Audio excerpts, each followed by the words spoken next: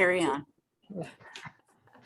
Hi, I'm Suzanne, a compulsive debtor, and I'm happy to be here. Nice to see you all, although I only see half the faces. Most people are not, I don't see their faces, but it's okay. We decided to do step one together because we Sam and I are life partners, and we thought it would be interesting to do a step with a couple who have been together since we first started. So Sam and I started DA together in 1995. So we've been in DA for 25 years. So I'm going to say a little bit about, since step one is that we're powerless and our lives are unmanageable, I'm going to talk a little bit about what happened, what it was like. So Sam and I got together. We've known each other for actually over 50 years, but we had many gaps in between. And we got together in our late 30s, and having been in two other different programs. And even in our wedding vows, we determined that we wanted to be financially independent, but we actually had no idea how to do that. We just had this vague feeling, vague being the operative word, that that we didn't want to be dependent, as we had been, each of us had been in previous relationships. So we had the theory that we wanted to be financially independent. But the actuality of it was that we were uneducated, unskilled, and completely vague, and madly in love. So this was where each of us was determined to have it work. And as we went through our relationship, we realized that finances were tearing it apart. We were racking up debt as we went along. We were both of us learning how to be in a successful relationship, and but not doing a very good job when it came to finances. So we were doing a lot of wonderful things at the time. Both of us went back to school. We were kind of starting our lives over again together, and yet didn't know how to navigate being balanced in our financial life. So we had windfall upon windfall, and yet we kept accruing more credit in credit cards. I think that we were coming from a place where, at least I was coming from a place that I felt like credit cards were newfound freedom. It's kind of funny, since the DA program has the freedom in it that is beyond, a piece of plastic. But I'm from a generation that women weren't even allowed to have credit cards unless they were married. And shortly before my previous divorce ended, I felt like getting a credit card in my name was like a major source of independence. And so it was doing something that I thought would give me space for being able to buy something that I wanted, or do things that we wanted to do together. But as anybody knows who's ever had their way with credit cards, it's a quagmire that's impossible to get out of. So we ended up being in tremendous debt and didn't know how to get out of it. Creditors were calling, we were fighting with one another. It was just tragic to me, because this was the love of my life. And the whole idea of being unclear and not being able to manage money was really ruining our relationship. We did have experience with the 12 steps and with other programs, so that had some hope. But but mostly we were just getting more and more mired down in hopelessness.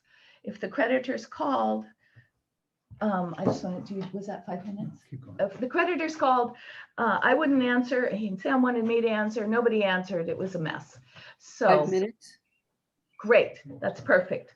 So I'm going to turn it over to Sam and say that was what it was like and what happened. So my experience with Sam, compulsive debtor.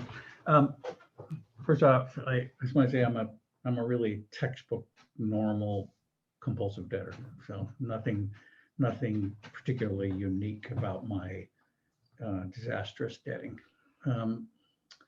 My experience with step one was, even though when I got to DA, I was really familiar with the 12 steps, I still thought step one said we admitted we were powerless over debt and our lives were mismanaged. And I still thought it said that. And I, in my mind, I was coming to DA to become a good manager. And if I could just become a good manager of money, everything would be okay. And though I had never been a good manager of money, or I wouldn't be in DA, and I didn't really become a good manager of money. I didn't know how, and there's nobody in DA who could teach that, and DA doesn't teach that anyway.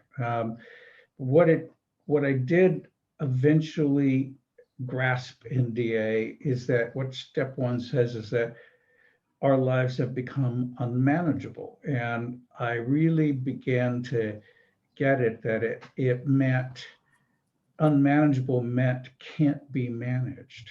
And it took me a while though to get that. And that in a way, if it says can't be managed, you can just give up.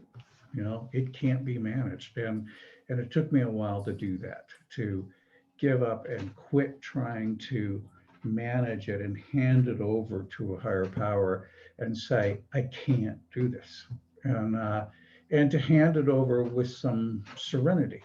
And in part because I was just tired of trying to handle money in a way that I thought there was a right way to do it. But I didn't know what the right way was, and nobody was telling me what it was.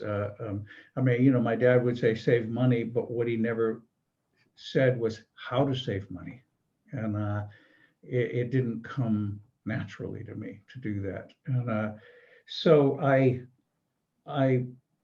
came to a point where I was not just willing to quit trying to manage it. I was actually, I became peacefully unwilling to try to manage it anymore. And I haven't really picked that back up.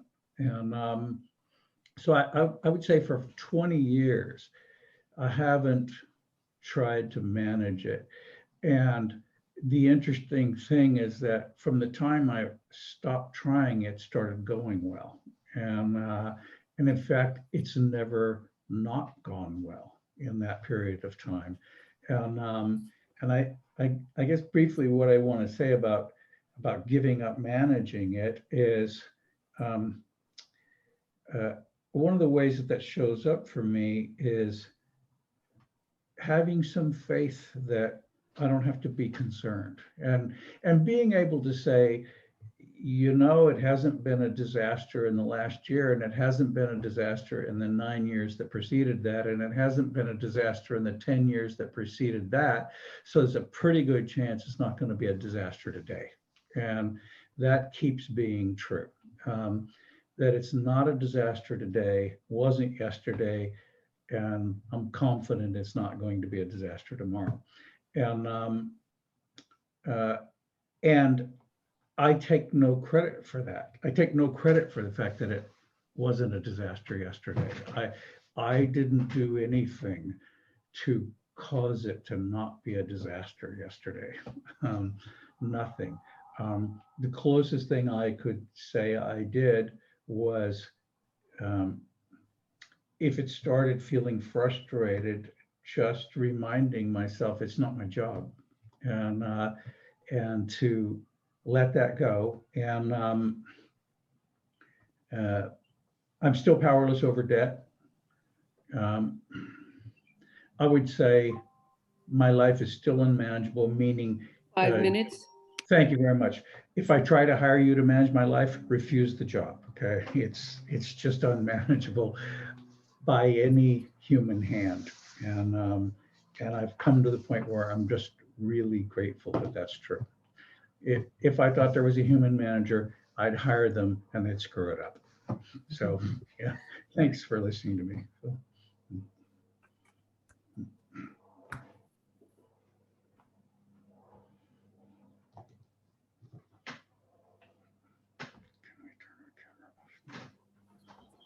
Stop recording.